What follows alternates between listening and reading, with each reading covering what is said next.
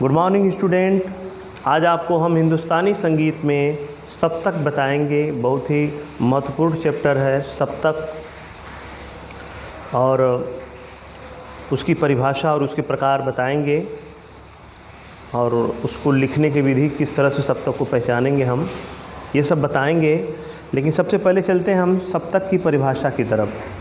7 स्वरों के समूह को सप्तक कहते हैं। ये बड़ी ही छोटी सी आसान सी परिभाषा है इसकी।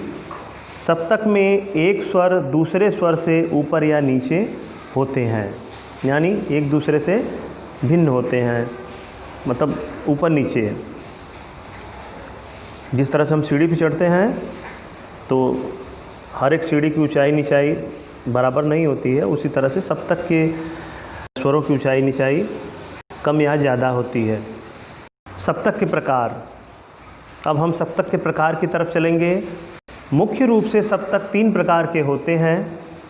मुख्य शब्द इसलिए जोड़ा गया है क्योंकि सप्तकों की संख्या बहुत हो सकती है, लेकिन मुख्य रूप से जिन सप्तकों का हम प्रयोग करते हैं वो 3 हैं। अब सप्तक के प्रकार की तरफ चलेंगे। पहला है मध्य सप्तक। यह सप्तक बीच में स्थिर होता है और सबसे ज़्यादा प्रयोग में आता है। स्वरों की सामान्य अवस्था इसी सप्तक में होती है। इसको पहचानने के लिए हम स्वर के ऊपर या नीचे कुछ भी नहीं लगाते हैं, कोई भी पहचान चिन्ह नहीं लगाते हैं। अब दूसरे नंबर पे मंद सप्तक।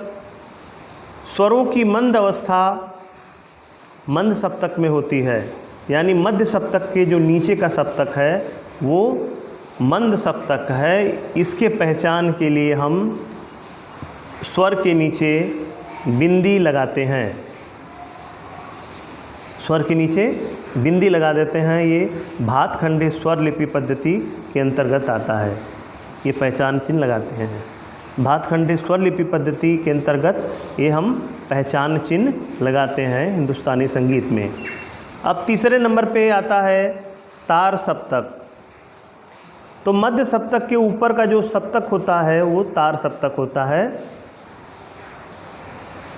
इसमें हम स्वर को ऊपर की तरफ खींचते हैं, तेज आवाज़ में हम स्वर को ऊपर की तरफ खींचते हैं, वो तार सप्तक में खींचते हैं।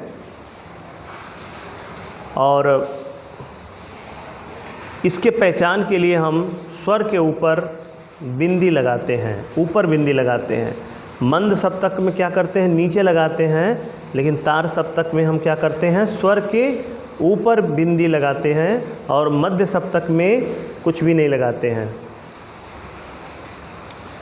तो इस तरह से मैंने आपको सप्तक बताया है, बड़े ही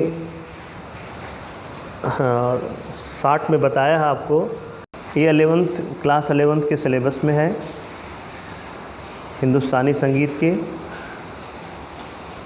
और इसमें कोई अगर डाउट होगा तो हमसे ज़रूर पूछिएगा आप। आज के लिए इतना ही। धन्यवाद।